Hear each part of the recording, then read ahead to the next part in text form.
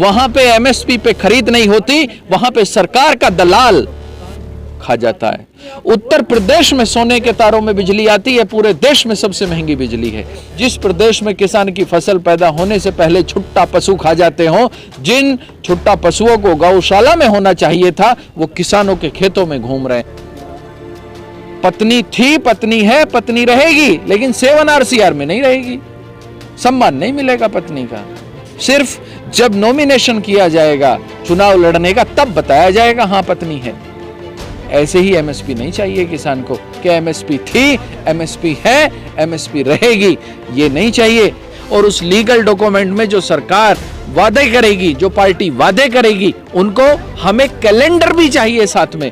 Calendar के साथ हमें वादे पूरे कराने होंगे, और नहीं करेगी तो हम कोर्ट में जाके खींचेंगे, सड़कों पे फिर नहीं बैठेंगे। और गन्ना किसान को 14 दिन में गन्ने का भुगतान मिलेगा, कहां गया ये झूठा वादा? ये सारा व्यापारी का है, उद्योगपतियों की सरकार है, किसानों की सरकार नहीं है। जब जब चुनाव आएगा, ये तुमको सावरकर पर लेकर जाएगी, ये तुमको गांधी पर लेकर जाएगी, ये तुमको पाकिस्तान लेकर जाएगी। लेकिन तुम मत पाकिस्तान चले जाना मेरे देशवासियों, ना तुम सावरकर पे जाना, ना तुम गांधी पर जाना। तुम महंगाई, भूखमरी और बेरोजगारी पर डटे रहना।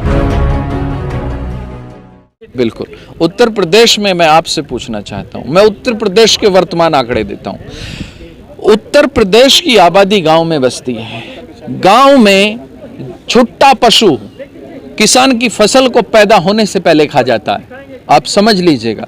और छुट्टा पशु से जो फसल बचती है, जब वो फसल मंडी पहुंचती है, तो वहां पे एमएसपी पे खरीद नहीं होती, वहां पे सरकार का दलाल खा जाता है।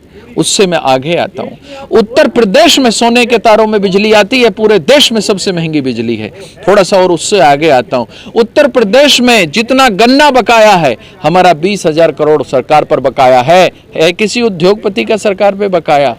पुराने साल का भुगतान अभी तक नहीं हुआ है, 10 दिन बाद नया सत्र शुरू हो जाएगा। और जहां उत्तर प्रदेश में गन्ना कंट्रोल ऑर्डर, पूरे देश में है गन्ना कंट्रोल ऑर्डर, कानून है कि 14 दिन में गन्ने का भुगतान होना चाहिए, क्यों नहीं होता उत्तर प्रदेश में? जब उत्तर प्रदेश सरकार के मुखिया ये कहते हैं, योगी जी ये कहते हैं कि उत्तर प्रदेश में कानून का राज है, तो उत्तर प्रदेश में गन्ना कंट्रोल ऑर्डर कानून क्यों नहीं लगाया जाता? क्यों उद्योगपतियों को बचाया जाता है? क्यों शुगर फैक्ट्रियों के हित में खड़ा हुआ जाता है? ये बताएं। और मैं एक और बात बता दूं, उत्तर प्रदेश में गन्ने का भुगतान मांग रहा है किसान, नाचे गाए के पैसे नहीं मांग रहा है इनसे, ना इनसे भीख मांग रहा है। अपना 1 साल में गन्ना पैदा किया है, सरकार के माध्यम से शुगर फैक्ट्री को गन्ना दिया है। तब भी यदि जिस प्रदेश का मुखिया किसान को शुगर फैक्ट्री से भुगतान समय पर नहीं करा सकता, और हमारे गन्ने से 1 साल पहले चीनी बना के उसने बेच दी, वो चीनी भी योगी जी खा गए होंगे, जनता खा गई होगी, लेकिन किसान को भुगतान नहीं मिलता। अब मुझे आप बताइए, जिस प्रदेश में किसान का 20,000 करोड़ गन्ना भुगतान बकाया हो, जिस प्रदेश में किसान की फसल पैदा होने से पहले छुट्टा पशु खा जाते हो, जिन छुट्टा पशुओं को गौशाला में होना चाहिए था, वो किसानों के खेतों में घूम रहे हैं, जिस प्रदेश में किसान की फसल एमएसपी पे ना बिकती हो, आप अभी बताइए मुझे, गेहूं की फसल एमएसपी पर बिकी उत्तर प्रदेश में?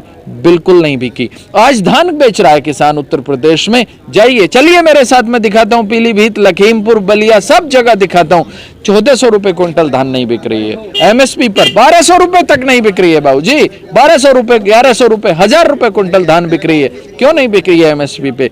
और दूसरी बात, सरकार की राजनीति देखिएगा आप, जब किसान ने गेहूं बेचा उसका एमएसपी पे नहीं बिका, लेकिन 4 महीने बाद जब किसान की एमएसपी पर भी नहीं बिका, 4 महीने बाद 40 रुपए गेहूं पर बढ़ा दिए। इन सरकारों को क्या इतना विवेक नहीं है कि जो फसल जब किसान के खेत से कटती है उस पर दाम तब बढ़ाने चाहिए या 4 महीने बाद में बढ़ाने चाहिए? 4 महीने बाद तो फसल व्यापारी के घर में चली गई। हमारे दादाजी कहा करते थे कि ये व्यापारी की सरकार है, ये व्यापारी की सोच के लोग हैं, लेकिन क्या करें, इन लोगों ने हमको बांट दिया, हमको धर्मों में बांट दिया, हमको जातियों में बांट दिया। और हद तो जब हो गई कि जब इन्होंने आज हमको छोटा किसान और बड़ा किसान में बांटने का पैतरा चला। मैं तो पूछना चाहता हूं मोदी जी, यदि आप छोटे किसान का हित चाहते हैं तो लिख दीजिएगा कि छोटे किसान की फसल एमएसपी पर बिकेगी उत्तर प्रदेश में। तो लगातार कह रहे हैं एमएसपी है, कहां एमएसपी? हाँ बिल्कुल है, मैं भी तो कह रहा हूं ना, पत्नी थी, पत्नी है, पत्नी रहेगी, लेकिन 7 आरसीआर में नहीं रहेगी। पत्नी थी, पत्नी है, पत्नी रहेगी, लेकिन 7 आरसीआर में नहीं रहेगी। सम्मान नहीं मिलेगा पत्नी का। सिर्फ जब नॉमिनेशन किया जाएगा चुनाव लड़ने का तब बताया जाएगा हाँ पत्नी है। ऐसे ही एमएसपी नहीं चाहिए किसान को कि एमएसपी थी, एमएसपी है, एमएसपी रहेगी, ये नहीं चाहिए। ये यदि मोदी जी संसद के पटल पे खड़े होकर ये बोलें कि मेरे देश के किसान को एमएसपी मिलेगी, मेरे देश के एक एक किसान को एमएसपी मिलेगी। अब मैं आपसे कहने लगूं कि मेरे घर में चाय है, दूध है, आपको नहीं मिलेगा, क्या फायदा है ऐसे चाय दूध का? कोई फायदा नहीं है। दूसरी बात, एक आखिरी सवाल, अभी आपने कहा कि ये सरकार उद्योगपतियों की है, व्यापारियों की सरकार निश्चित है, लेकिन अगर ये व्यापारियों की, तो चुनाव होने वाला है उत्तर प्रदेश में 2022 में, कुछ ही महीने बाकी है। हाँ। तो किसान किसे चुनेगा? किसान को चुनेगा, जो किसान की बात सुनेगा किसान उसको चुनेगा। जो और इस बार मैं उत्तर प्रदेश से आता हूं, स्वयं उत्तर प्रदेश से आता हूं, हमको मैनिफेस्टो नहीं चाहिए, हमको लीगल डॉक्यूमेंट चाहिए। जो भी पार्टी, भाई जिस बार इन्होंने हमारे साथ छल किया, हम ऐसा नहीं है कि किसान पहली बार छला गया है, मैं आपको बता दूं किसान तो तब से छला जा रहा है जब से देश आजाद हुआ है। किसान ने संघर्ष किया, किसान ने पूरे देश का पेट भरने का, अभी कोरोना काल में अर्थव्यवस्था को संभाल के रखा, लेकिन फिर भी आज किसान सबसे पीछे है। क्यों है भाई? मैं ये बताना चाहता हूं कि हमको लीगल डॉक्यूमेंट चाहिए, मैनिफेस्टो नहीं चाहिए। और उस लीगल डॉक्यूमेंट में जो सरकार वादे करेगी, जो पार्टी वादे करेगी, उनको हमें कैलेंडर भी चाहिए साथ में। कैलेंडर के साथ हमें वादे पूरे कराने होंगे, और नहीं करेगी तो हम कोर्ट में जाके खींचेंगे, सड़कों पे फिर नहीं बैठेंगे। विपक्ष लगातार कह तो रहा है आपके साथ है, लेकिन उसकी सहभागिता बड़ी कम रही है आंदोलन में, क्योंकि आप यहाँ आंदोलन कर रहे हैं, विपक्ष चुनाव में बिजी है। किसको चुनेंगे? कैसे आप डिसाइड करेंगे? आपको कैसे निर्णय करेंगे किसको चुना जाए? क्योंकि देखिए, कह रही है हाँ, विपक्ष की आपने बहुत अच्छी बात कही। यदि विपक्ष मजबूत होता, मेरा अपना मानना यह है कि विपक्ष क्लासरूम का मॉनिटर होता है। जब संसद चलती है तो विपक्ष मॉनिटर होता है, और विपक्ष में इतनी ताकत होनी चाहिए कि जो सत्ता पक्ष है उसकी कलम को मजबूर कर दे देश में निर्माण के कार्य करने के लिए। लेकिन विपक्ष की भूमिका आज किसान निभा रहा है। आज किसान विपक्ष की भूमिका में खड़ा होकर सवाल पूछ रहा है, महंगाई पर, भूखमरी पर, बेरोजगारी पर। देखिए ना, 7 साल में महंगाई कहाँ चली गई है, बेरोजगारी कहाँ चली गई है, भूखमरी कहाँ चली गई है। यदि विपक्ष संसद में आवाज उठाता तो आज 10 महीने से हम सड़कों पर ना बैठते। ऐसा नहीं है कि हमें सत्ता पक्ष या विपक्ष, हमें अपने कानून से लड़ाई है, जो हमारे गले में फांसी के फंदे डाले गए हैं। और चुनाव नहीं लड़ रहा है। नहीं, किसान चुनाव नहीं लड़ रहा, बिल्कुल नहीं लड़ रहा। किसी पार्टी का चयन तो आपको करना पड़ेगा। निश्चित करेगा, निश्चित करेगा।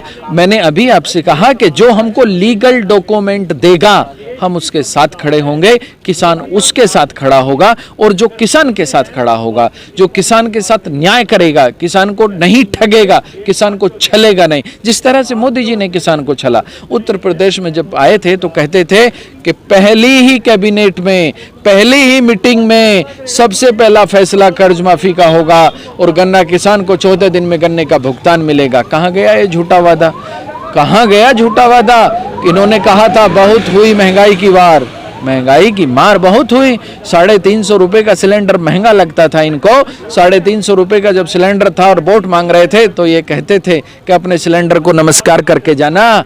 लेकिन मोदी जी, अब जाएगा मेरे देश का एक एक व्यक्ति अपने सिलेंडर को नमस्कार करने, क्योंकि आपने शहरों में, मेट्रो सिटीज में तो पाइपलाइन बिछवा दी, वहां का जो कबाड़ सिलेंडर था वो गांवों में मुफ्त बंटवा दिया, और मुफ्त बंटवाने के बाद 950 रुपए का सिलेंडर बेच रहे हो। तुम तो बड़े जालिम हो।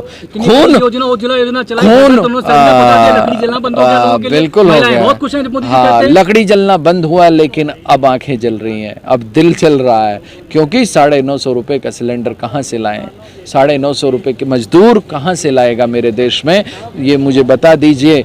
आज तो रोटी के लिए मोहताज है। अब सिलेंडर की बात कर रहे हैं, अरे ग्लोबल हंगर इंडेक्स की बात क्यों नहीं करता मेरे देश में कोई भी पत्रकार कि आप बांग्लादेश से पीछे हैं, आपके देश में बांग्लादेश से ज्यादा भूखमरी है, आपके देश में पाकिस्तान से ज्यादा भूखमरी है, आपके देश में नेपाल से ज्यादा भूखमरी है। मैं बताना चाहता हूं, जो ये कहा करते थे पूरे विश्व में डंका बज रहा है, अब बताइए कोई आदमी जब इंग्लैंड से चलेगा एशिया के लिए तो कहां जाएगा वो? कोई भी उद्योगपति जब चलेगा एशिया के लिए अपना निवेश करने के लिए तो कहां जाएगा? हिंदुस्तान आएगा जहां सबसे ज्यादा भूखमरी है। अब झूठी बातों से काम नहीं चलेगा, अब राष्ट्र को निर्माण की जरूरत है। और मैं बता दूं, आज़ादी में भी किसान और मजदूर ने अपनी पूरी सहभागिता निभाई और आज भी राष्ट्र को बचाने में पूरी सहभागिता निभा रहा है। आपके माध्यम से मैं पूरे देश से ये विनती करना चाहता हूं कि ये तीनों बिल जो लाए गए हैं मोदी सरकार के द्वारा, तीनों काले कानून जो हम कहते हैं, इनको गूगल पे जाके पढ़े। मैं एक एक बिल का एक एक शब्द आपको बता सकता हूं। मैंने अभी भी बताया कि जिस देश में खाद्य पदार्थों पर असीमित भंडारण की आज़ादी दी जा रही हो, क्या उस देश में महंगाई बढ़ेगी या नहीं बढ़ेगी, भूखमरी बढ़ेगी या नहीं बढ़ेगी? दूसरा बिल है farmers produce trade and commerce. किसान ट्रेडिंग नहीं करता, किसान तो फसल पैदा करता है, व्यापारी ट्रेडिंग करता है, ट्रेडिंग व्यापारी करता है। तीसरा बिल है फार्मर्स एम्पावरमेंट एंड प्रोटेक्शन। क्या चाहिए फार्मर्स को? नहीं चाहिए, ये सारा व्यापारी का है, उद्योगपतियों की सरकार है, किसानों की सरकार नहीं है। एक बहुत अहम मुद्दा इस वक्त है, पूछिए। गांधी और सावरकर को लेकर बहुत अहम मुद्दा छाया हुआ है। हाँ। राजनाथ सिंह जो देश के रक्षा मंत्री भी हो, बड़े सुलझे हुए नेता कहे जाते हैं, उन्होंने कहा कि सावरकर ने गांधी के कहने पे माफी मांगी थी। हाँ। इसको एक मुद्दा बना जा रहा है, किस तरह आप इसको देखते हैं? चलिए, बहुत अच्छी बात है। आपने कहा कि राजनाथ सिंह जी बड़े सुलझे हुए नेता हैं, तो मैं भी उनको सुलझा हुआ मानता हूं आपके कहने पर। तो मैं ये तो एक बात तो निश्चित हो गई कि सावरकर ने इसलिए कहता हूं कि राकेश टिकैत जब गए थे तो उन्होंने तो मैं पूछ रहा हूं के लिए सभा कॉन्फ्रेंस छोड़ दिया था। मैं वही बता रहा हूं कि ये एक बात तो निश्चित हो जाती है कि सावरकर ने माफी मांगी। इस बात से एक बात तो निश्चित हो जाती है ना। ये बात तो आप मानते हैं कि सावरकर ने माफी मांगी? नहीं मानते। लेकिन किसके कहने पर मांगी, इसके कोई दस्तावेज नहीं है, इसके कोई। और दूसरी बात, जब क्रांतिकारी लोग होते हैं तो उनके पास अपना विवेक होता है। क्रांतिकारियों से देश का आवाम, दुनिया ये स्वीकार नहीं करती कि वो अपने जो उनके विरोधी हैं, जिनसे देश को आज़ाद करा रहे हैं, उनसे माफ़ी मांगे और फिर उनसे अपना जीवन व्यापन करने के लिए 60 रुपये भत्ता स्वीकार करें। क्या भत्ता जब हर महीने 60 रुपये आते थे तो वो भी पहले गांधी जी के पास जाते थे और जब गांधी जी सावरकर को देते थे? ये बताइए, 60 रुपये जो अंग्रेजों से सावरकर के पास आते थे, क्या वो 60 रुपये पहले गांधी जी के पास जाते? राजनाथ सिंह जी ये भी बताएं कि जो भत्ता आता था 60 रुपये, क्या वो गांधी जी के पास जाता था और गांधी जी के पास जाके फिर सावरकर को दिया जाता था, या 60 रुपये का भत्ता सावरकर स्वयं स्वीकार करते थे? ये बताना पड़ेगा। गृह मंत्री ने कहा कि अगर आपको राष्ट्रभक्त बनना है, सीखना है राष्ट्रभक्ति, तो सावरकर की आइडियोलॉजी को फॉलो करिए। हाँ, बिल्कुल बिल्कुल, अच्छी बात है। आज वो गृह मंत्री हैं। जितने भी देश में किसान आंदोलन कर रहे हैं क्योंकि ये देशभक्त हैं, इनको भी फिर भत्ता जारी होना चाहिए। हमारे यहाँ तो शौचालय तक नहीं है। जो मानव अधिकार हैं, जो ह्यूमन राइट्स हैं, जो हर किसी को मिलने चाहिए, चाहे वो कैदी है, चाहे वो आंदोलनकारी है, क्योंकि मैं तो आंदोलनकारी को देश प्रेमी मानता हूँ। लेकिन हमारे यहाँ शौचालय नहीं है, हमारे यहाँ पानी की व्यवस्था नहीं है, रात में लाइट की व्यवस्था नहीं है। और देखिए, वो तो भत्ता लिया करते थे घर चलाने के लिए। देखिए, मैं आपको एक बात बताना चाहता हूँ, भारतीय जनता पार्टी जब जब चुनाव आएगा, अब उत्तर प्रदेश के में और अलग से 4 राज्यों में चुनाव है, उत्तराखंड में चुनाव है, पंजाब में चुनाव है, जब जब चुनाव आएगा ये तुमको सावरकर पर लेकर जाएगी, ये तुमको गांधी पर लेकर जाएगी, ये तुमको पाकिस्तान लेकर जाएगी। लेकिन तुम मत पाकिस्तान चले जाना मेरे देशवासियों, ना तुम सावरकर पे जाना, ना तुम गांधी पर जाना। तुम महंगाई, भूखमरी और बेरोजगारी पर डटे रहना, क्योंकि ये मुद्दों को भटकाना जानते हैं। इस बार हम महंगाई, भूखमरी, बेरोजगारी की बात करेंगे, चाहे ये सावरकर की बात करें, चाहे ये गांधी की बात करें, लेकिन मेरे देश की 135 करोड़ जनता भूखमरी की बात करेगी, बेरोजगारी की बात करेगी और कोई दूसरी बात नहीं करेगी।